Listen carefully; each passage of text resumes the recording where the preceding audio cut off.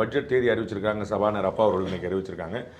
கட்டாயமாக நிறைய அறிவிப்புகள் வெளிவரும். ஏன்னா நான் பீகாரில் சட்டமன்ற தேர்தலுக்கு முன்னாடி சில திட்டங்களை அறிவித்து சட்டமன்ற தேர்தல் தேதி அறிவித்த பிறகு கூட, அதாவது இந்த கோட் ஆஃப் கண்டக்ட் வந்த பிறகு அதை தொடர்ந்தாங்க. அந்த அக்கௌண்ட்டில் 10,000 ரூபா போகிறது, அதை தான் இப்போ குறிப்பிட்டு காட்டி குட்டு வாங்கினார் பிரசாந்த் கிஷோர்.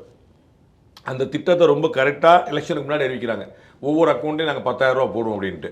அதை அது எல்லா அக்கௌண்ட்லையும் போட்டுற முடியாதுல்ல. அப்போ மெதுவாக பாக்கெட்டாக போடும்போது அது நடத்தை விதிகள் அமலான பிறகு கூட அது போகுது. அப்போ என்னங்க இது நடத்தை விதி அமலாச்சுன்னா நாங்கள் ஏற்கனவே அறிவிச்ச திட்டம் அப்படின்னு கொண்டு வந்தாங்க.